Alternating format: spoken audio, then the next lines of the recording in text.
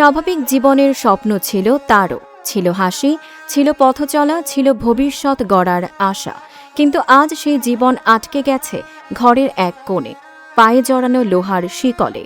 ফরিদপুরের মধুখালী উপজেলার ঝাউহাটি গ্রামের ২৩ বছর বয়সী সম্রাট শেখ এক সময় ছিলেন সুস্থ স্বাভাবিক এক যুবক।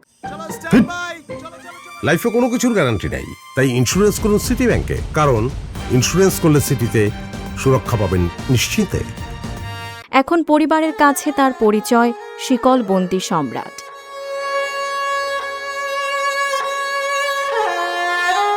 পরিবারের দাবি, কয়েক বছর আগে একটি প্রেমের সম্পর্কের জেরে এক রাতে তাকে নির্মমভাবে মারধর করা হয়।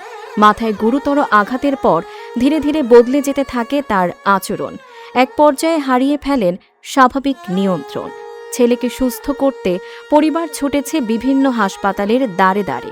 চিকিৎসার পেছনে বিক্রি হয়েছে জমি জমা, শেষ হয়েছে সঞ্চয়, তবুও ফেরেনি সম্রাটের আগের জীবন।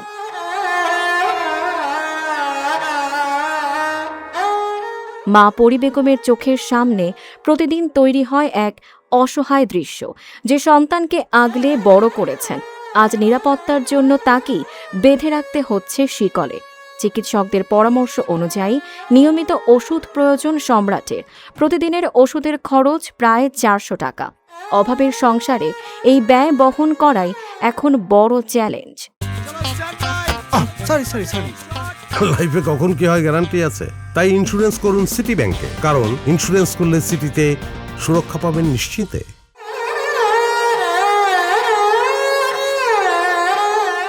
একটি রাতের নির্যাতন কেড়ে নিয়েছে একটি তরুণের স্বাভাবিক জীবন।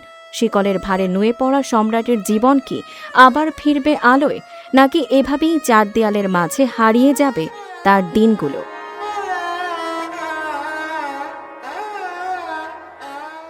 সম্রাটের প্রয়োজন উন্নত চিকিৎসা ও মানবিক সহায়তা।